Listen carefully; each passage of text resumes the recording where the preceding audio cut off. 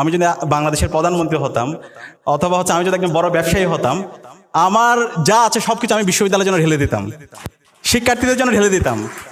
আমাদের এই খারাপ লাগে, আমি যদি আমাদের বিশ্ববিদ্যালয়গুলোকে ঠিক করতে পারি বাংলাদেশ পরিবর্তন হয়ে যায়।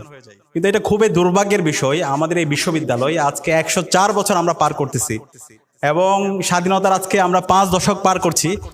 বিশ্ববিদ্যালয়ের আমার যারা বোনরা আছে, নারীদের জন্য মাত্র 5টা হল। বিশ্ববিদ্যালয় 53% শিক্ষার্থী নারী, কিন্তু কেন তাদের জন্য 5টা হল থাকবে? আমাদের বাংলাদেশের কি টাকার অভাব হয়েছে? ডোনারের কি অভাব আছে?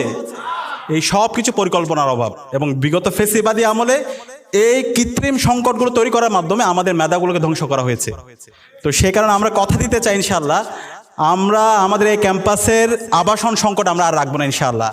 যেভাবে হোক, যেখানে প্রেশার দিতে হয় আমরা দিয়ে আমাদের এই আবাসন সংকট আমরা দূর করব। বিশেষ করে আমার যারা বোনরা আছে, যারা রংপুর থেকে আসছে, যারা কক্সবাজার থেকে আসছে, টেকনাফ থেকে আসছে, বাংলাদেশের বিভিন্ন প্রান্তর থেকে আসছে। ফার্স্ট ইয়ার একজন আমার বোন যখন ক্যাম্পাসে আসে, যখন সে সিট না পায়, কি পরিমাণ ট্রমার মধ্যে তাকে যেতে হয়।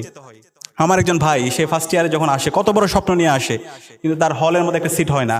সেই সংকট আমরা রাখবো না ইনশাআল্লাহ। তো ইতিমধ্যে আমাদের জায়গা থেকে বিশ্ববিদ্যালয়ের প্রশাসনের সাথে এবং গভর্নমেন্টের সাথে বিভিন্নভাবে আমাদের অনেকগুলো যৌথ কাজ শুরু হয়েছে এবং খুব দ্রুত সময়ের মধ্যে 5টা হল নির্মাণের কাজ শুরু হবে ইনশাআল্লাহ। চায়না থেকে একটা হল নির্মাণের কাজ ইতিমধ্যে কাজগুলো শেষ, সাইন হয়ে গিয়েছে। নারী শিক্ষার্থীদের জন্য 1500 শিক্ষার্থীর জন্য হল নির্মাণের কাজ শুরু হবে এবং বাকি যে হলগুলো আছে সেগুলো খুব দ্রুতই ভিত্তিপ্রস্তর স্থাপনের কাজ শুরু হয়ে যাবে। 2850 কোটি টাকার একটা প্রকল্প আছে, অধিকতর উন্নয়ন প্রকল্প। আমরা আশা করছি খুব দ্রুত সময়ের মধ্যে এই প্রকল্পের কাজ শুরু করে দিতে পারবো ইনশাআল্লাহ। দ্বিতীয়ত, আমাদের এই বাংলাদেশে আমরা মানবাধিকারের কথা অনেক বলি, ন্যায্য অধিকারের কথা বলি, সমতার কথা বলি, কিন্তু দিন শেষে যারা এই সমতার কথা বলে, ন্যায্যতার কথা বলে, তারাই হচ্ছে কি করে, বেইনসাফিটা করে। তো সেটা এখন আর চলবে না। আমাদের এই সমাজ, যে সমাজের কথা আমরা বলছি, এই সমাজে নারী এবং পুরুষের ন্যায্য অধিকার থাকবে। আমরা আমাদের বোনদের জন্য আমরা ন্যায্য অধিকার নিশ্চিত করবো ইনশাআল্লাহ।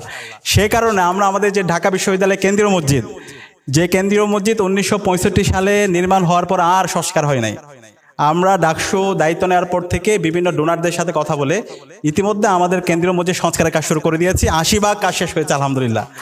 এবং ওই মসজিদের এটা হচ্ছে আমাদের আপৎকালীন সংস্কার এবং আমাদের বোনদের জন্য নামাজের যে জায়গা আগে খুবই কনজাস্টেড জায়গা ছিল, এটা একটু বড় করা হয়েছে, অজুর জায়গা এবং মসজিদকে ডেকোরেট করা। এবং খুব দ্রুত সময়ের মধ্যে মসজিদটা একটা কমপ্লেক্স সেন্টার হবে, যেখানে আমার বোনদের জন্য, নারীদের জন্য অর্ধেক জায়গা থাকবে ইনশাআল্লাহ। যে ডিজাইন করা হয়েছে সেখানে আমার নারী, আমার বোন এবং আমাদের মাদের জন্য, তাদের জন্য অর্ধেক জায়গা থাকবে, তারাও যেন নামাজ পড়তে পারে এবং এই মসজিদে, এই কমপ্লেক্সে যেন আসতে পারে। একই সাথে অন্যান্য যে আমাদের উপাসনালয়গুলো আছে সেগুলোর জন্য আমরা ইতিমধ্যে